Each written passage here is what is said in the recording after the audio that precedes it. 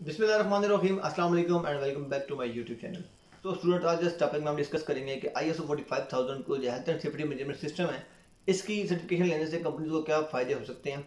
तो ये एक शॉर्ट सा टॉपिक है, इस पर हम बात करते हैं। और सबसे पहला जो फ़ायदा हो सकता है कि कोई भी ऑर्गेनाइजेशन जो ISO सर्टिफाइड है, वो मार्केट में एक्सटर्नल जो आपके क्लाइंट्स हैं, ऑर्गेनाइजेशन हैं, एक्सटर्नली वेरीफाइड हो सकती है कि आपका सर्टिफिकेट नंबर ISO की वेबसाइट पे जाके वेरीफाई कर सकते हैं कि यार ये कंपनी ISO स्टैंडर्ड्स फॉलो कर रही है, उस पर अपनी कंपनी का health and safety management system maintain कर रही है। तो ये इनके पास एक प्रूव होगा कि वो ISO सर्टिफाइड है, और जो सर्टिफिकेशन होगी वो एक प्रूव है जिसको वो नाम के साथ अपनी कंपनी की रेपुटेशन के साथ यूज कर सकते हैं। इसके अलावा जब आप ISO के स्टैंडर्ड मेंटेन करोगे तो आपको सेट स्टैंडर्ड्स मिल जाएंगे, जिसकी बेस पे आप अपने इंटरनल रिकॉर्ड मेंटेन कर सकते हो, आपको इंटरनल हेल्प मिल सकती है, आप उसको इंटरनल पर्पज के लिए यूज कर सकते हो, आपको काफी हेल्पफुल वो यूज होते हैं। लेट्स सपोज कंट्रोल्स, आपने जो इंटरनल कंट्रोल लगाने हैं किसी भी आपके ऑपरेशन है, आपका मेंटेनेंस है, आपका रिपेयरिंग है, तो उसके लिए जिस भी आपने कंट्रोल मेजर यूज करने हैं, आपको सेट स्टैंडर्ड से मिल सकते हैं कि हमने कन्फाइंड स्पेस एंट्री है तो उसमें क्या हमारे पास असेसमेंट होनी चाहिए।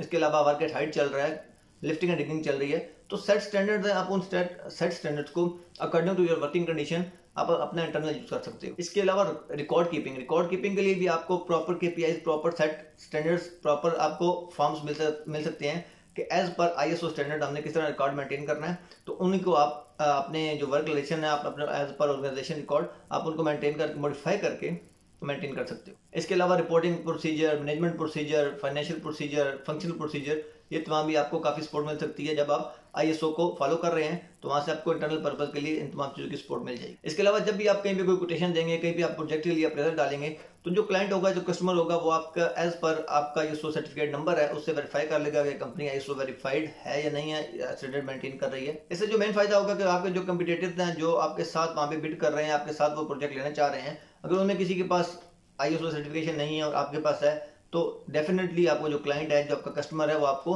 टॉप प्रायोरिटी रखेगा, जिसकी वजह से आपको काफ़ी एडवांटेज हो सकते हैं। तो इससे जो हम बात करते हैं कि कॉस्ट, आपको फाइनेंशियल कॉस्ट पड़ेगी सर्टिफिकेशन की, काफ़ी हाई रहेगी, लेकिन उसके अगेंस्ट आपको जो इससे फाइनेंशियल एडवांटेज हो सकते हैं वो उसकी कॉस्ट से काफ़ी हाई रहते हैं। इसमें हमारे पास health and safety management system में प्रॉपर एक साइकिल चलता है, जो कि policy, organisation, implementation, planning, organisation, audit, review, ये सब चलता है। तो इससे हमारा जो health and safety management system है, उसमें जो एरिया फॉर इंप्रूवमेंट होते हैं, इनके कुछ एरिया में कुछ लैप्सेस होते हैं, तो वो भी इजीली आइडेंटिफाई हो सकते हैं। तो उन एरियाज को हम इजीली इंप्रूव कर सकते हैं, सेफ्टी मैनेजमेंट सिस्टम अच्छा हो सकता है और हमारी कंपनी का कल्चर इंप्रूव हो सकता है, पॉजिटिव कल्चर में जा सकते हैं। उम्मीद करता हूँ आपको ये टॉपिक समझ आ चुका होगा। अगर इस टॉपिक में आपको कुछ चीज़ समझ नहीं आई तो आप कमेंट सेक्शन में मुझसे पूछ सकते हैं। एंड पे आपसे रिक्वेस्ट करूंगा, मेरा यूट्यूब चैनल सब्सक्राइब कर लें, बेल आइकन पे क्लिक कर लें, और इस वीडियो को अपने उन तमाम दोस्तों के साथ शेयर करें जो निबोश IGC को उर्दू और हिंदी ज़बान में करना चाह रहे हैं। आपके वक्त देने का बहुत शुक्रिया।